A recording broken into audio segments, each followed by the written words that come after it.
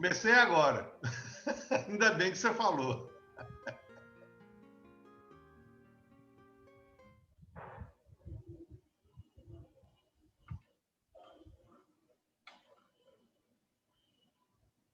Egeu, quem que você vai escolher para ler? Já estava esperando. Tá desligado seu áudio aí, Egeu.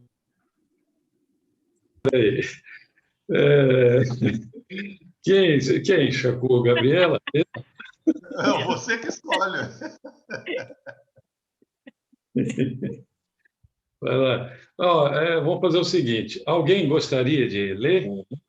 A gente às vezes escolhe, mas escolhe porque não se apresenta, às vezes a pessoa não quer se apresentar, não tem problema nenhum. Aí a gente indica, né? A gente indica Fique a à vontade Gabriela. também. Eu posso ler, se ninguém quiser, não tem problema não. Então você já foi escolhida por todos. Aproveita que o papai está aí do lado. Unanimidade. É, Então tá. Item 7. Unanimidade coativa. Coercitiva. coercitiva. Por livre e espontânea pressão. Ih, já estou até acostumada. Isso é por amor, isso sim. É. O trabalho que os faz progredir na Terra não tem nenhuma influência sobre a felicidade futura. A facilidade com que pensam conquistar essa felicidade por meio de algumas práticas exteriores, a possibilidade mesmo de comprá-la com dinheiro, sem uma forma séria do caráter e dos costumes, fazem que os Reforma séria. É reforma séria. Ixi! Deixa eu ler de novo, eu não sei nem o que eu falei. Espera aí. O trabalho que os faz progredir na Terra não tem nenhuma influência sobre a felicidade futura. A felicidade com que pensam... Isso aí, ó. Tá difícil, hein? Aqui é felicidade. Não, a facilidade. Eu acho que você tinha que voltar de novo. Eu acho que ela lê rápido demais e a boca não consegue acompanhar o cérebro. Isso aí é verdade. Felicidade, facilidade. Então, eu vou ler devagar agora. Vou ler devagar aí. Na Terra não tendo, que você falou não tem. Tá, agora eu vou devagar que não tem erro mais, hein? Tá certo. O trabalho que os faz progredir na Terra, não tendo nenhuma influência sobre a felicidade futura, a facilidade com que pensam conquistar essa felicidade por meio de algumas práticas exteriores, a possibilidade mesmo de comprá-la com dinheiro, sem uma reforma séria do caráter e dos costumes, fazem que os gozos do mundo conservem todo o seu valor. Muitos crentes dizem para si mesmos que se o seu futuro está assegurado pelo cumprimento de certas obrigações formais ou pelas graças que os esperam após a morte, seria tolice fazerem sacrifícios ou sofrerem qualquer coisa em benefício dos outros, uma vez que se pede atingir a salvação trabalhando cada um para si mesmo. Certamente, nem todos pensam dessa maneira, pois há grandes e belas exceções. Mas não se pode negar que não seja esta a atitude da maioria, sobretudo das massas pouco esclarecidas, e que a ideia que comumente se faz das condições para a felicidade no outro mundo não entretém o apego aos bens terrenos e, por conseguinte, o egoísmo. É bens terrenos, né? Porque ficou separado aí. Ah, tá.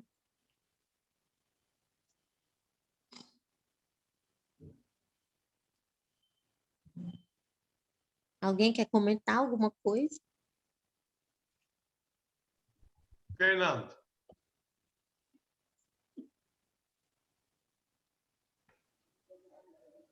Não, é como a gente já falou, não adianta se esconder, colocar uma redoma e tentar se resolver ali, porque não é assim que funciona, né? Você tem que se sujeitar e você tem que extrapolar os cuidados que você dedica a si mesmo, para que isso possa atingir o próximo. Então, ficar na zona de conforto não é garantia de nada. Aliás, nesse sentido aqui, muito pelo contrário, né?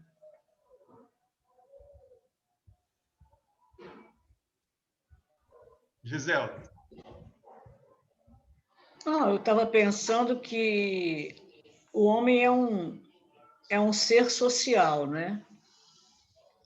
Então, ele tem que interagir com as pessoas e tem que trabalhar para a melhoria própria e melhoria dos outros, porque é isso que vai garantir a sua melhor ou pior situação após a morte. Embora nem todos, ele está falando aí, pessoas que ainda não pensam nisso, primeiro ele joga, né, aquele pensamento para depois ele concluir. Tem pessoas que acham que por obrigações ou determinados cultos exteriores, atos exteriores, podem conseguir alguma coisa do lado de lá, e não é isso, né? Ainda ele fala, certamente nem todos pensam dessa maneira.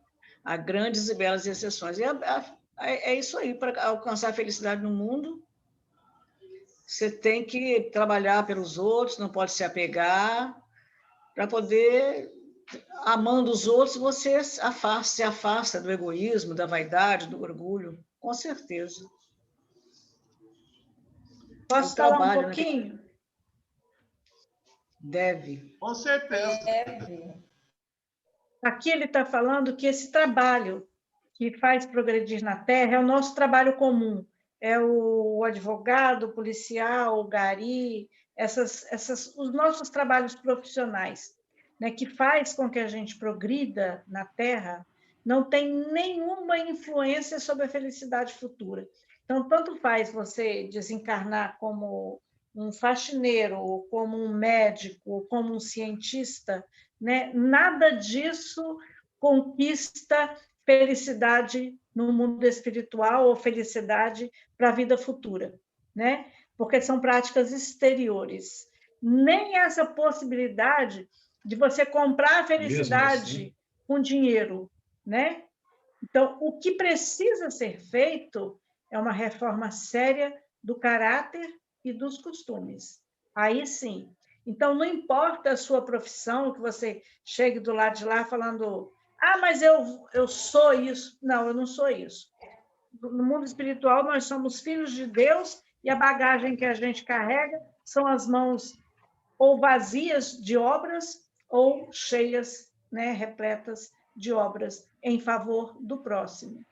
Então, o que a gente precisa colocar, né, na gente é que o que vale são os valores morais espirituais. Então, o profissionalismo que a gente carrega na Terra não influencia em nada, em absolutamente nada, a nossa felicidade futura. A não ser, né, a nossa, vamos dizer assim, a nossa fartura material na Terra, que é só isso. Égida, nem mesmo, vamos dizer assim, o que nós somos. Por exemplo, nem mesmo dependendo de como você exerça essa sua função, vamos dizer, porque, assim, no meu pequeno entendimento, nós podemos fazer o bem dentro daquilo que nós, do nosso profissional, vamos dizer assim, certo? Por exemplo, um advogado. A gente sabe que o advogado lida tanto com o lado bom quanto o ruim, mas ele pode muito bem crescer dentro desse profissionalismo dele, fazendo bem às pessoas, Isso também Mas não é. essa parte entra a reforma séria do caráter e dos costumes. Ah, Então, sim. assim, não é o trabalho que vai fazer com que você seja um feliz futuramente, né? Vamos dizer assim, que ele está falando aí da felicidade. Mas que você pode, com o trabalho que você tem, é lógico que você pode modificar, que você pode encher as suas mãos de obras no bem, entendeu? Mas não é a profissão, não é isso. Então, a profissão não quer dizer nada. Agora, o que você foi como ser humano, aí sim. Então, você pode ser um médico humano ou você pode ser um médico comerciante, né, da medicina. Você pode ser um excelente advogado ou você pode ser um advogado corrupto. Entendeu? Então, isso aí vai daquilo que você faz, não precisa nem ter profissão. O que é que você é? Eu sou dono de casa. Ah, mas isso não é profissão, né? É profissão, sim. Né? Para a gente é profissão. Então, assim, mas o que você fez enquanto você dona de casa, né? Dona do lar, enquanto você fez o que você fez com isso aí em favor da família, em favor dos filhos, em favor dos amigos, né, da comunidade que você está inserida, isso aí é parte, sim, de você ter, né, vamos dizer assim, ganhos na felicidade na vida futura. Tem um exemplo interessante sobre isso, quando o André Luiz se apresenta, né, no mundo espiritual, dizendo que ele era um médico também, né? E, no entanto, a profissão em si, ela não significou nada. O que significou para ele naquele momento foi exatamente o atendimento que ele fez a uma determinada criatura, que isso é que compensou. Ele atendeu depois do horário, inclusive, não foi? Ele atendia após o horário, todo dia Ele um atendeu casal. essa pessoa, muito embora até com uma certa... E não foi de bom grado, não. Uma certa má vontade que ele atendeu. Mas foi a única pessoa que fazia prece para ele. Mas no livro Nosso Lar, no livro mesmo, na obra, não no filme, o Clarencio disse que ele atendeu várias pessoas, mas assim, por gozação. Não vou cobrar desse povo, não. Mas no filme ele só põe como uma pessoa, né, tendo feito prece por ele, mas foram algumas. Agora, lembrando também que qualquer obrigação útil é trabalho. A gente está falando, Ésda está comentando, e realmente ele está falando sobre trabalho profissional, mas lembrando que qualquer obrigação útil é trabalho. E é esse trabalho útil, diário, esse trabalho no lar, esse trabalho em prol... Qualquer trabalho que você realiza em prol dos outros é esse que conquista. Não esse sim. Trabalho exterior. É isso aí. Helena, quer falar? Helena, quer falar? Quero. Eu lembrando de uma passagem que fala que quando o rico chegou lá em cima, que ele viu o pobre, né, com a mansão, ele falou, mas eu era isso, eu era aquilo, mas você não buscou o reino de Deus lá embaixo. Aí ele vira e fala assim, então manda alguém lá embaixo avisar os meus irmãos que não sabem disso. Aí ele fala, mas eu já mandei os profetas, os anjos, os arcanjos, e vocês não ouviram. Então, quer dizer que realmente aqui embaixo a gente tem que buscar fazer realmente as obras de Deus para poder a gente ter, né, lá em cima um resgate, um bom resgate, que você estava falando do André Luiz, ele foi médico aqui embaixo, mas ele deixou a família de lado e, vamos dizer assim a palavra, né, se prostituiu com bebidas e outras coisas mais, e lá em cima ele foi chamado até de suicida, né? Então, vocês estavam falando, eu estava lembrando dessa passagem, que eu acho muito bonita, sempre achei muito bonita. Esse texto e o que a Helena falou me remeteu a um jargão que era se falado muito, comprar um terreno no céu. Então, tinha muita gente, acho que ainda existe hoje em dia, pessoas que acham que pagando dízimo, ajudando algum pobre, ele está comprando a parte dele no céu. Isso tinha, antigamente isso era muito comum, mas infelizmente eu acredito que hoje ainda exista isso. Isso vem lá de trás, Regina, lá da Idade Média, quando a igreja começou a atuar, e ela começou a vender como é que é essa palavrinha? Indulgência. Indulgências. Exatamente, ela começou a vender as indulgências. Quanto maior o valor que você pagasse para ser perdoado, que indulgência é praticamente perdão, né? Maior o pedaço de céu que você garantiria para você. Pois você tem razão, até hoje tem gente... Hoje tem gente, apesar da igreja não cobrar indulgência, tem gente que pensa que ela ajudando ao próximo, dando um prato de comida, ela está comprando um pedacinho para ela lá no céu. Não pensa que o que ela precisa é fazer isso, mas como diz o próprio texto, com uma reforma séria, e feito de coração, e não pensando que está comprando um pedacinho do céu. Não é? Infelizmente, tem gente que ainda pensa assim. Como tem gente também que nem imagina, né, que já comprou esse pedacinho. Eu estou falando isso porque eu lembrei de um gari. Aliás, lembrei não, eu nunca esqueço esse gari. Ele andava com skate.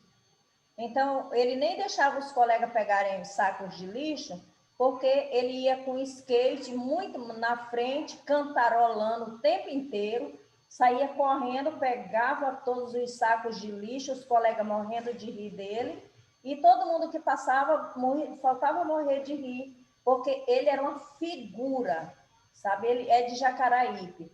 Eu acho que alguém que esteve bastante tempo em Jacaraípe deve conhecê-lo, porque ele é uma figura, sabe? Então, ele leva felicidade todos os dias aos corações das pessoas, sendo gari, a forma como ele trabalha. Então, eu acho que isso é comprar um pedacinho do céu, sabe? Não é comprar, né, Cléo? É merecer, Estou né? usando um termo mais assim, que nem foi falado ainda agora, né? Verdade. Na nossa linguagem, né? Mas não vamos muito longe, não, né? Com essa doença que veio, a Covid, a nos ensinar. Ela veio para nos ensinar que nada compra nada.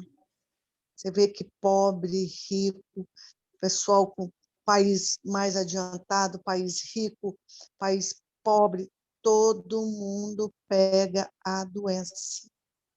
E não tem dinheiro nenhum. Se tiver de pegar e morrer, vai morrer. Vai sofrer. Ela veio para nos ensinar. Tudo isso que as pessoas não aprenderam, estão nos ensinando mesmo. Só não aprende quem não quer ver, né, Joana? Hã? Só não aprende quem não quer ver. A humildade que nas pessoas não tem. Eu tenho dinheiro. Quantas pessoas no começo não falaram? Eu tenho dinheiro para pagar uma UTI se tiver faltando. Só que faltou para o rico, faltou para o pobre, faltou para todo mundo. Igualou todo mundo, né? Mesmo. Igualou, né? Dinheiro não comprava. Meus amigos, preciso sair. Quem foi? Quem é? Olha, Mas qual é o Gil? Ô, Fernando. Precisarei. Tá? Fique com Deus. Tá bom, meu filho. Vai com Deus. Com Deus, Fernando. Mas aí, Jacó. Você quer comentar o item 7 ou vamos passar para o item 8? Tá gravando. Ô, Jacó, falar em indulgência plenária, rapaz, não é que nesta reencarnação eu também vendi algumas indulgências plenárias? Ah, é? Vendi. Não sei o que vai acontecer comigo lá do outro lado depois, mas o que eu vou fazer? Já está feito. Não, o que já passou não adianta. Agora é o daqui para frente. É o arrependimento, Titi. Rever os atos. Eu vou em frente, né? Foi com boa intenção. Foi com boa intenção. Você nem sabia na época, né? Ih, tinha nada, conhecimento nenhum. Então, aí tem os desconto. atenuantes.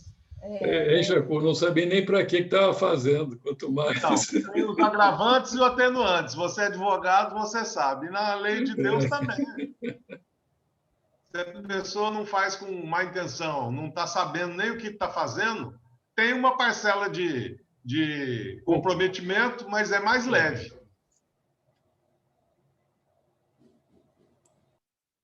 Vamos em frente, né? Vamos para frente? Bom. O próximo. Sobe só um pouquinho, Chacu. Isso. Acrescentemos que tudo, nos nossos costumes, concorre para fazer que lamentemos a perda da vida terrena e temamos a passagem da terra para o céu. A morte é cercada de cerimônias lúgubres, nossa, quase que não sai, que servem mais para aterrorizar do que para despertar a esperança. Sempre se representa a morte sob um aspecto repulsivo e jamais como um sono de transição. Todos os seus símbolos lembram a destruição do corpo, mostrando-o hediondo e descarnado. Nenhum nos apresenta a alma se desprendendo radiosa dos laços terrenos. A partida para esse mundo mais feliz é acompanhada das lamentações dos que ficam, como se houvesse acontecido a maior desgraça para aqueles que partiram. Dizem-lhe adeus eterno, como se jamais eles pudessem ser vistos de novo. Lamenta-se que tenham perdido os prazeres deste mundo, como se não tivesse de encontrar prazeres maior no outro.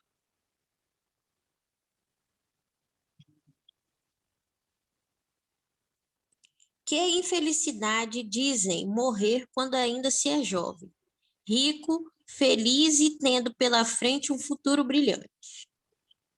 A ideia de uma situação mais feliz apenas passa pela nossa mente, pois não tem raízes suficientes. Tudo concorre, pois, para inspirar o pavor da morte em lugar de despertar a esperança.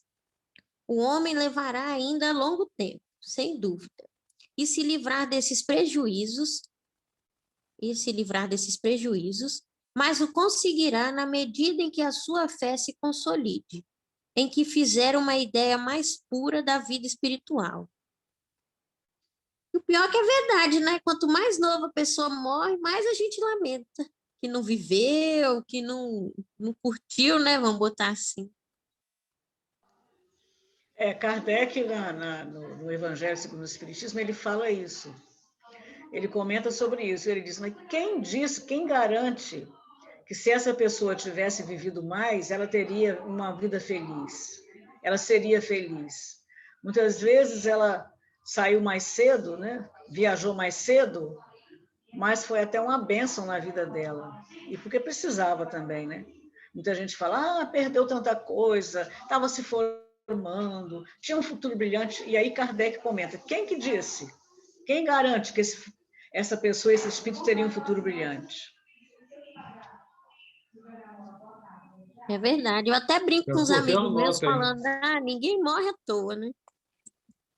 Jacu, tem uma nota. Tem uma nota aqui, né? Eu vou ver onde que ela está. Está lá embaixo, 8.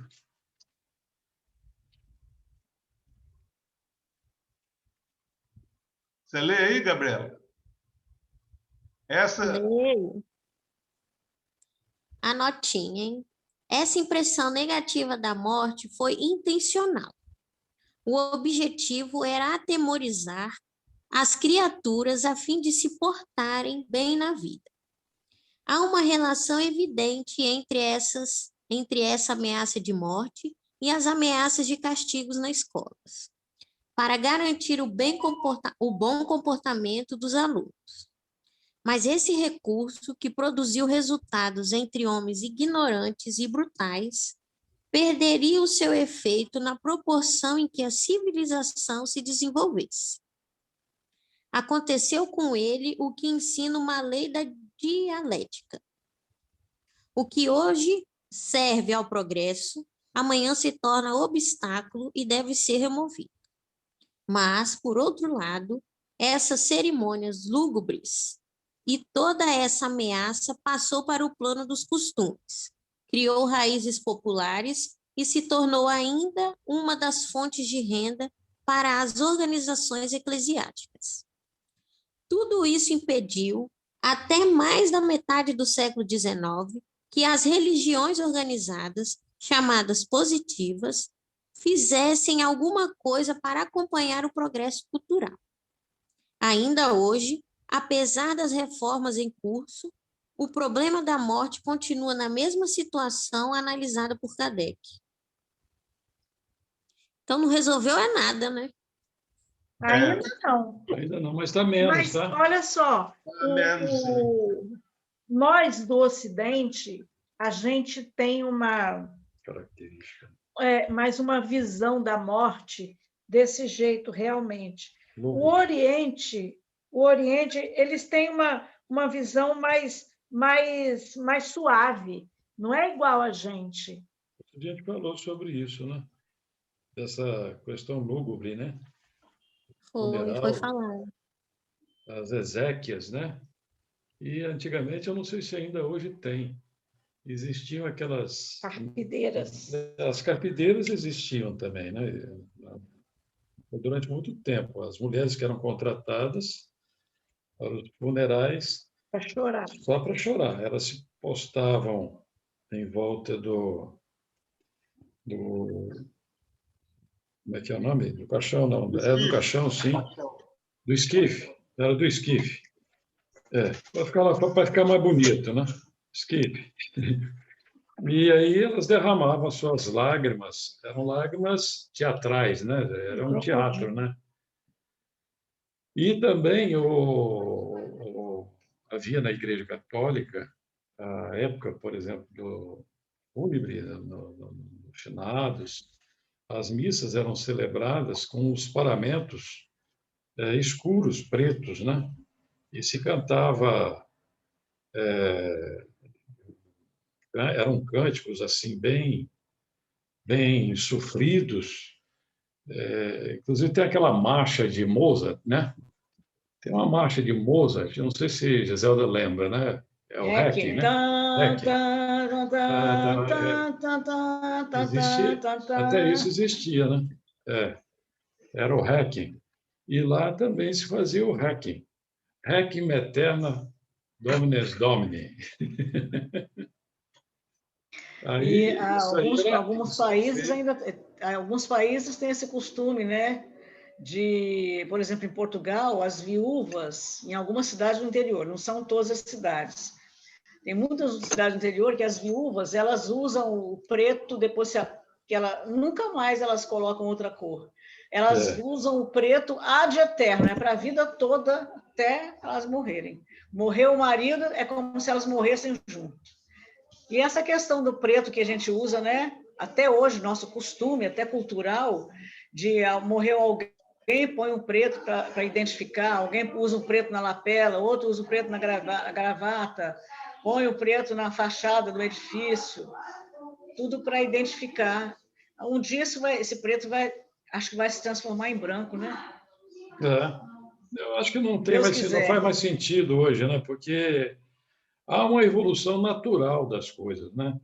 Até mesmo sem a própria interferência vamos dizer assim, diretamente, né, da doutrina espírita, as pessoas já estão conseguindo entender, estarem com a mente mais arejada para esses entendimentos, até por copiarem, né?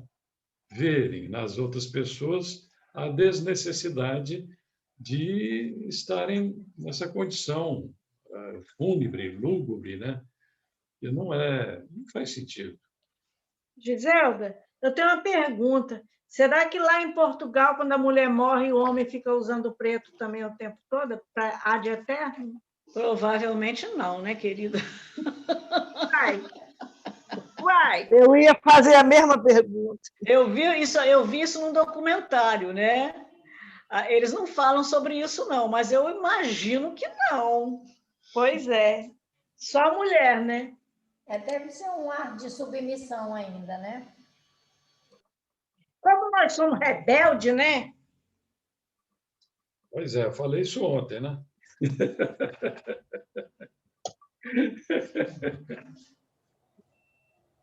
Isso não é rebeldia, não, né, Égida? É libertação. Isso aí, está certo, Cleo. Nessa questão da morte, hoje eu acho que eu não tenho medo da morte. Não sei se chegar na hora H, se eu vou, né, ficar com medo, não sei. Mas o que para mim foi muito, muito importante, a doutrina, foi quando a minha mãe ficou doente e ela, próxima do desencarne, ela chegou para mim e falou: minha filha, Deus está me chamando. E chorava muito. E eu tive muita força para conversar com ela, né, para falar: mãe, vai, ele está precisando de você lá. Eu conversei bastante com ela. Foi assim, foi muito bom para mim isso. Mas depois que ela desencarnou, o que me incomodou por muito tempo, talvez uns 20, 30 dias, foi não saber onde ela estava e se ela estava bem. E eu faço a meditação todo dia. Eu só melhorei dessa angústia o dia que eu tive uma visão. Algumas pessoas dizem que eu não tive visão com Jesus, que isso é coisa... como é que se diz? É porque o que eu conheço da Igreja Católica, mas acham que seja um outro espírito qualquer. Mas, para mim, eu tive uma visão com Jesus quando ele veio de mão dada. Eu até me arrepio e choro. Ele veio de mão dada com ela e disse assim: sua mãe está muito bem, fique tranquila. A partir daí, acabou minha angústia, porque eu queria saber como ela estava. Então, eu acho que hoje eu aceito bem a morte. Hoje, talvez, a minha... Mas eu acho que eu vou melhorar, seja assim, o que aconteceu depois, né? Como é o depois, né? Mas, para mim, foi um passo muito grande, que eu tinha um medo louco da minha mãe morrer, desencarnar, antes de ser espírita. E hoje eu já não tenho mais, com ninguém, nem com ela. Ela foi a minha prova. E eu consegui passar. É muito interessante. Coisa bonita. E agradeço a doutrina. Você conseguir conversar com ela ainda, muito, muito bonito, muito legal. Não Sem sei se eu chorar. conseguiria. Sem chorar. Quando eu saí de perto dela, eu desabei.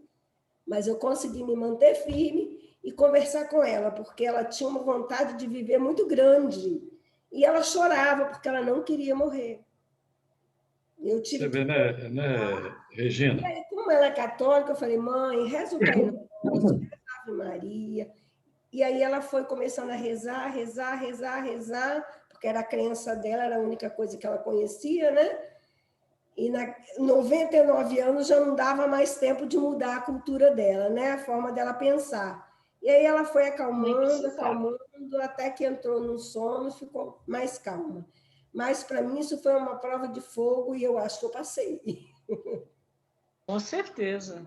Eu estava vendo comentário, não sei se vocês viram, aquela freirazinha que está lá no abrigo, acho que lá no Reino Unido, que ela está completando hoje 117 anos. Nossa! E aí perguntaram a ela é a segunda mais velha do mundo, a primeira tem 118 e é chinesa.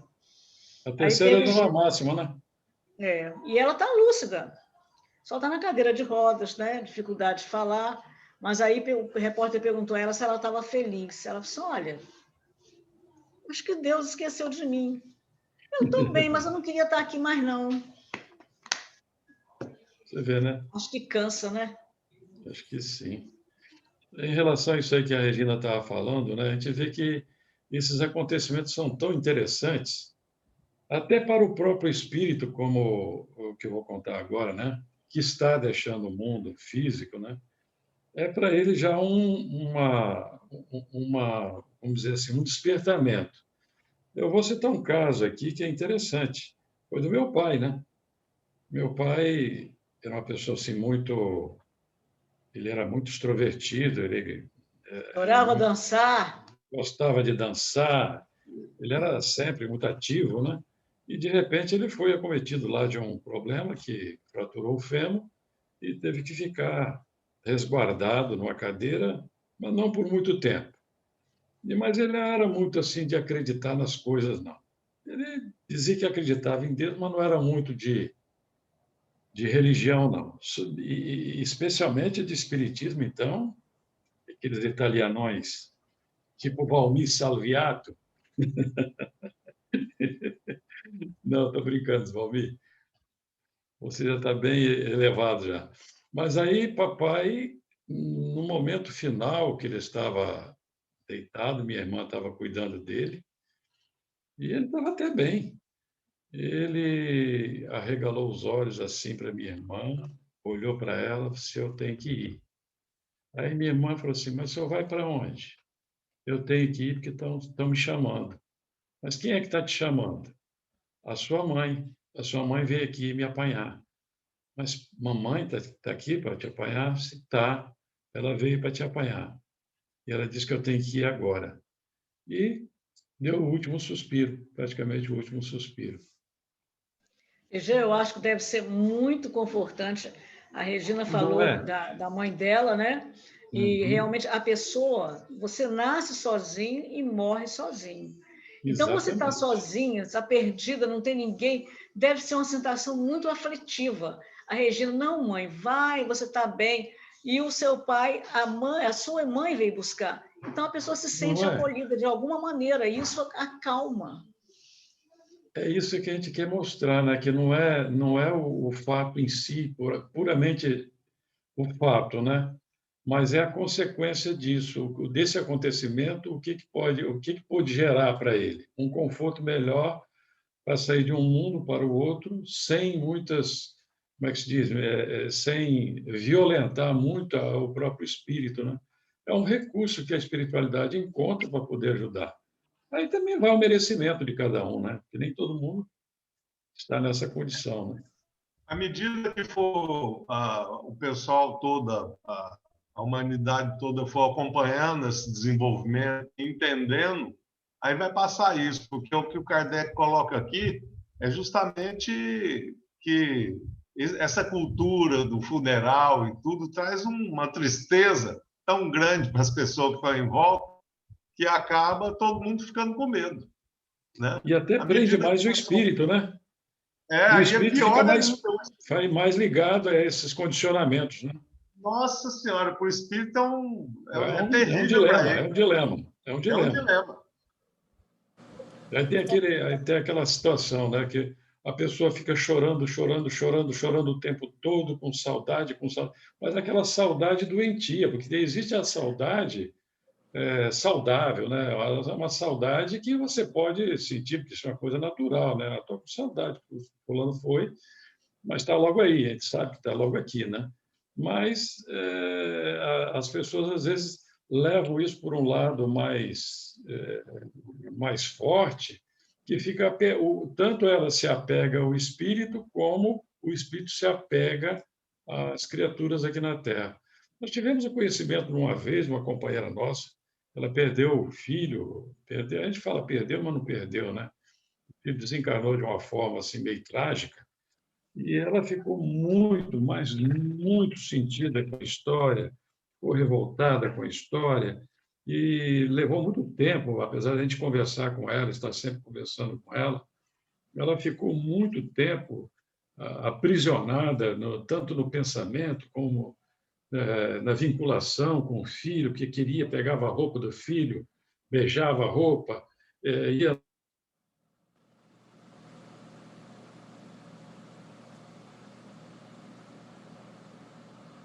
Aí travou A internet do Egeu ou é só a minha, hein? Não, foi a Acho dele. que foi a dele. Foi a dele, porque a minha tá normal. Jacu, a Ellen quer falar. Ela quer falar aí, Ellen? Sim. Eu queria só comentar com relação a isso que o Egeu falou, né, dos velórios, né, dos enterros serem muito lúgubres, né? Eu achei interessante porque eu falo que o Espiritismo traz esse alívio para a gente, né? Essa certeza da existência da imortalidade da alma, da existência da vida no outro plano, né? Do apoio e da proteção dos amigos espirituais nesse momento, né? Do desligamento do espírito do corpo, né? No velório da minha mãe, assim, até hoje as pessoas encontram comigo, as que não são espíritas, né?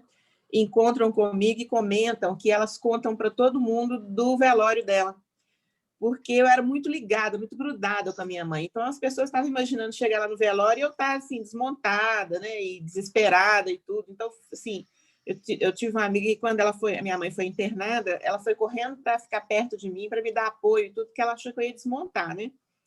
E a gente fazia oração o tempo inteiro. Durante o período que ela ficou internada, ela só ficou 12 horas doente, né? Assim, internada. E quando ela desencarnou, na hora do velório, a gente fez oração o tempo inteiro. E meu irmão é espírita também, ele é palestrante, então ele falava umas coisas muito assim interessantes, né, para as pessoas, da explicação a respeito, né, da vida após a morte, que o corpo físico é só um veículo de transporte do espírito, né, que a gente tem que ter esse carinho de despedir desse corpo físico que abrigou aquele espírito amigo e aquele espírito familiar, mas que o corpo vai para a Terra, mas o espírito ele é imortal e tal. Então, de tempos em tempos, ele convocava todo mundo, fazíamos orações e tudo. E a minha mãe, ela estudou depois mais velha e ela fez curso de música. E ela cantava no coral e cantava num grupo de seresta. E esses amigos dela que cantavam com ela pediram para cantar durante o velório e cantaram durante o velório dela. Então, o velório foi assim um velório agradável, com músicas que ela gostava, que as pessoas iam lembrando que ela gostava de cantar, e foram cantando. E depois uma outra pessoa, que era amiga nossa, mandou um violinista para lá. E ele foi e tocou violino durante 1 hora lá no velório. Então, o velório foi assim completamente diferente do que a maioria das pessoas estava acostumada a ver, né? Sem aquele choro, sem aquele desespero e com música, né? Então, todo mundo saiu de lá, assim, aliviado e reconfortado, né? Então, eu tenho amigas, inclusive, que são católicas, outras que não têm religião, tem algumas até né, alguns amigos até que são ateus e tudo, que eles ficaram encantados com aquilo, de não transformar a morte numa coisa negativa e pesarosa, mas num momento de lembrança, né, de memórias que a gente tinha com ela. E meu irmão, de vez em quando, chamava e pedia as pessoas para comentar alguma coisa que lembrava dela durante a vida, assim, que foi marcante da personalidade dela, do relacionamento dela com as pessoas e tudo, e as pessoas sempre falando com muito carinho. Então, para a gente também foi muito gostoso ouvir as pessoas falarem dela, das lembranças com carinho que eles tinham a respeito. Então, eu acho que a gente tem que fazer esse esforço mesmo de transformar, de mudar essa forma de despedir, né, daquele ente querido que está indo embora, para não ter sofrimento, mas essa certeza, né, e essa tranquilidade, essa serenidade, acho que a palavra é essa, né, a serenidade de fazer a despedida sabendo que a pessoa está amparada, que, né, Deus é maior, que Deus é Pai de todos nós, e que ninguém fica desamparado em momento nenhum, né? E nesse momento, que é um momento tão crucial de transição, né, mais do que nunca a gente é amparado, né? Então, eu acho que é interessante se todos começassem a fazer essa mudança, né, na forma de encarar a despedida, né? Muito bem, Ellen. As lembranças mais suaves e melhores, né, Ellen? Sim, sim. Aquilo que deu alegria para a gente durante o período que conviveu com a pessoa. Até para o espírito. Sim. E até para o espírito ficar ouvindo isso, né? Já Sim. pensou? A gente sabe vários casos, né? Eu fiquei me imaginando isso, Esdra. Eu fiquei me imaginando no lugar dela, quando chegar a minha vez, eu vou ter tanta gente falando tanta coisa boa de mim assim. Oh, aí eu você falei, já pensou? Eu falei, eu tenho que dar um jeito de dar uma melhorada, porque, né, assim, ela foi uma pessoa que realmente teve muito carinho. A mãe gostava muito de gente, né? Então, ela tinha muito carinho com as pessoas. Então, isso foi para mim um aprendizado também, né, de fazer essa mudança, para poder, na hora, né, que as pessoas forem falar de mim, que falem, né, bem, com carinho também, né? Isso aí. Ô, Sônia, você está bem?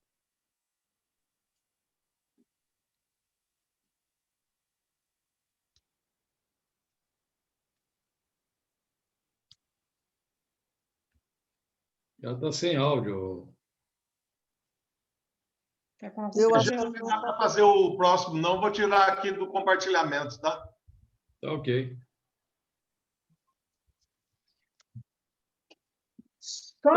Sônia, a gente não está te escutando.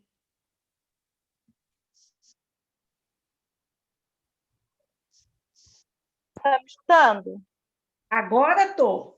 Agora sim. Então, estava passando aqui um filme na minha cabeça que eu passei com meu marido, né? Foi um ano quando ele descobriu a doença. Depois disso, foi um ano de luta. Ele, com 115 quilos, um homem forte, andando, falando, de repente, imobilizou um lado, ele foi se definhando. Daí foi acabando tudo, né? Foi o cerebral, metástase, e foi perdendo a voz, foi parando de comer, isso tudo a gente acompanhando, né? E quando eu pensava que eu estava em casa, numa boa, eu estava no hospital. Ele internava, eu internava com ele. Ele pegou pneumonia, eu peguei pneumonia. Ele resfriava, eu resfriava. Né? Então, foi uma luta muito grande. Então, demorou muito o desencarne dele, mas muito, muito, muito, muito. Ele internou, foi um ano, setembro, morreu no setembro do ano seguinte. Ele internou 28 de agosto, morreu dia 22 de setembro. Então, esse mês, desde que ele internou, os cuidados paliativos que eu cuidava dele desde o início, que ele não tinha cura, mandou chamar a família toda, né, para despedir dele, que a qualquer momento ele poderia ir. Isso foi dia 28, 29, ele ainda foi até o dia 22. Então, demorou muito nesse processo de desencarne, mas muito. Meus filhos no Rio, eu interior de São Paulo, 700 quilômetros. Quando eu pensava que meus filhos estavam aqui no Rio, meus filhos estavam chegando em São Paulo, de moto. Um dia estava cada um com uma moto, um dia um estava na garupa do outro. Preocupação dupla. Minha irmã com câncer de mama, comigo também, eu cuidando dela. Meus irmãos de Minas e a esposa largou a vida deles, foram para lá cuidar de me ajudar a cuidar deles, né? E ele demorou muito no desencarne. E o pessoal do Centro Espírita foi na quinta-feira, foi lá à tarde, fizeram prece, foi 2 horas de prece direto em cima dele, dando fluido, energia para ele, orando e pedindo a Deus para fazer o melhor para ele, né? E ele resignado, ele já não expressava, ele estava lúcido, a gente sabia que ele estava lúcido, mas não expressava mais nenhum sentimento. O único sentimento era de dor de uma das pernas que a gente pegava nele, ele ainda reclamava, mas fora disso, mais nada. E ele olhava para mim com querendo falar alguma coisa, eu sentia que ele queria falar alguma coisa. E eu falava assim, pede Papai do Céu para você falar, pelo menos a última coisa que você queira falar. E ele só regalava os olhos, né? Aí chegou na sexta-feira, eu tive uma conversa com ele, uma conversa assim bem séria. Eu disse, filho, foram 44 anos de vida juntos, né? Tudo que um casal podia passar nessa vida, nós passamos. Nós temos 3 filhos maravilhosos, nós temos 2 netos, né? Você fez tudo que um homem na Terra poderia fazer. A sua missão aqui está cumprida. Agora o Papai do Céu está te chamando. Vai na paz. Agora eu só quero estar perto de você quando você fizer a sua passagem. Só isso que eu quero. Né? Eu ficava o dia inteiro com ele e à noite meu irmão ficava. E o dia que eu cismava, eu não saía de lá 24 horas. Hoje eu não saio. Aí no dia do desencarne dele, eu já sabia tudo o que ia acontecer, que os cuidados paliativos, um dia antes, na sexta-feira, passou comigo quase 3 horas conversando comigo. Ela fez eu reviver desde a época que eu conheci ele até os dias atuais. Sabe? É uma parte de médico muito humana, mas muito humana mesmo. Então, ela falou assim, a qualquer momento, né? Eu estou preparada, eu vou conversar com ele e ele também vai se preparar. E assim eu fiz.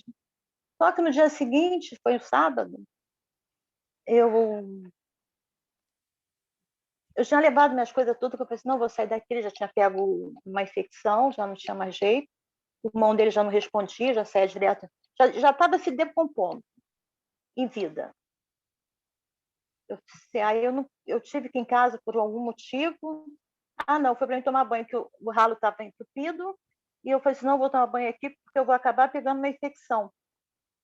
Aí eu pedi meu filho para me pegar, para mim tomar banho, e deixei meu irmão lá. Nesse inteirinho, ele desencarnou. Aí, quando eu cheguei, já não queriam deixar eu entrar. Eu disse, como vocês não vão deixar entrar? Eu vou entrar sim, eu vou entrar e vou entregar o corpo do meu marido para Deus. Eu saí correndo, entrei pelo corredor, entrei no quarto, pedi, Deus, está nas suas mãos. Cuida dele para mim, por favor. Não deixe que ele sofra, porque já sofreu 1 ano. Né? E assim foi, ele pediu para ser cremado, né? O velório dele também foi um velório assim, bem tranquilo, né? Bem tranquilo mesmo. O pessoal do Centro Espírita fizeram prece o tempo todo, né? Também fizeram assim uma retrospectiva do que ele foi lá no centro, que ele fazia serviço voluntário durante 1 ano, ele fazia serviço voluntário o dia inteiro no centro, ele pegava às 7, saía às 5, né? Então o pessoal todo foi, cada um falou alguma coisa sobre o seu Carlos, né? E depois foi recolhido, que ele foi cremado, aí foi recolhido, depois a gente... Aí saiu todo mundo assim numa boa, só um dos meus filhos que não estava muito preparado para isso, né? Mas o restante já está preparado, então foi uma coisa assim bem legal, e eu acredito que ele está muito bem. Eu acho que deve ter valido a pena tudo que ele sofreu aqui, né? Então ele pelo menos está ido um pouco mais leve, né? É verdade, É isso. Então a gente já está se preparando, né, para essas coisas. Eu acho que eu estou preparada para encarar a morte de uma boa. Estamos nos preparando, né? A gente fica emocionado, né, Egeu? Porque não são claro 4 dias, sim. foram 44 anos. Claro. Então a gente se emociona, eu me emociono muito. Mas isso é natural, só. Natural. É natural. Agora deixa eu lembrar... Eu só queria fazer uma observaçãozinha, sabe, o Ellen? Ellen, eu vou fazer uma observaçãozinha. Eu não tenho muita vocação, não, para Cupido. Eu não tenho muita vocação para Cupido, não, mas eu acho que o Chacu deu um acenozinho de mão para você.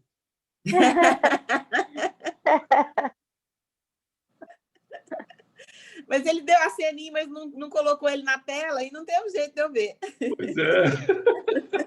Ele fez assim, um aceno de mão. A gente está falando de desencarne, a gente teve uma companheira, a esposa do Mário Jorge, a Eliana. Eliana era médium, trabalhava na Casa Espírita com a gente, e Eliana teve câncer. E ela, assim, nos últimos dias dela, o interessante é que ela, assim, ela foi de uma fortaleza, Nossa, mãe! E ela ela passou para Mário Jorge e falou assim, olha, no meu velório, eu quero que cante essa música, essa música, essa música. Pede a Egeu para fazer a declamação dessa poesia. Tudo. Pede para cantar assim, pede para cantar desse jeito. Olha, ele estava com tudo. Então, assim, a certeza da vida após a morte faz com que a gente haja dessa forma, né? Então, assim, ela tinha certeza que ela ia continuar, né? Então, ela teve essa... Eu poderia ver o vídeo depois, até estar presente, né? Não sei. Depende de cada um, né? Então, assim, ela via os espíritos, né, Esda? É uma comprovação. Se ela via... Pois é. O dia que a tecnologia avançar mais, nós vamos ver eles tudo aqui na tela. Pois é. É isso aí, então, daqui a uns 30 anos. Eu acho que esse é uma forma da gente desencarnar realmente confiante em Deus. Eles estão aqui dizendo o seguinte, que olha, nós estamos aqui, vocês aqui não veem. Ainda não, né? Ainda não. Vocês não, tem muita gente que vê, né? Tem gente aqui vendo, gente. Tem gente aqui que vê. Às vezes a gente vê. Tem gente que vê. Viu? Ó, a Cleonice vê. Aham, já acordei com um olhando para mim e fiquei muito chateada. E na cozinha, de vez em quando, tem um que me acompanha essa vida inteira. Deve ser algum cozinheiro, né? Algum médico. Ah, não quero essa companhia, não. Gil, pode cantar A Luz no Mundo? Sim. Deixa que a Edna tira, porque ela tira no tom que ela gosta. E eu acompanho. Luz do mundo, amor maior, por toda a terra, por todos nós, vem do alto, derrama paz e nos leva, querido amigo consolador, desvendar na terra a ciência do amor e sempre comigo por onde eu for, transforma espinhos em hinos de amor.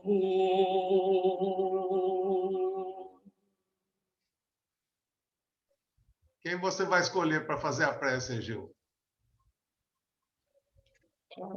Eu já vou escolher a Ellen. Ô, Ellen, você que está olhando para mim. Vamos lá, vamos tentar, né? Você consegue.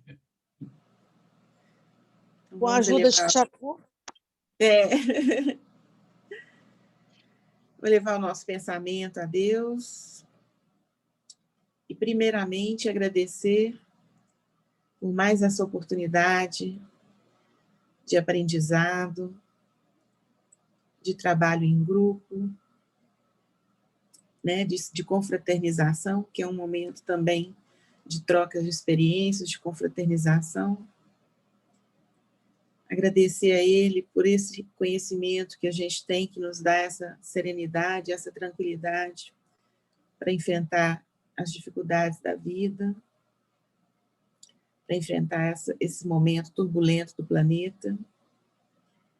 E vamos rogar, Jesus, que o Senhor, nosso mestre, nosso amigo, derrame suas bênçãos de paz, de luz, de força e coragem a toda a humanidade nessa luta que estamos enfrentando agora, que é uma luta que é o bom combate para a transformação íntima, para a reforma íntima de todos nós, para ajudar a acelerar o nosso progresso.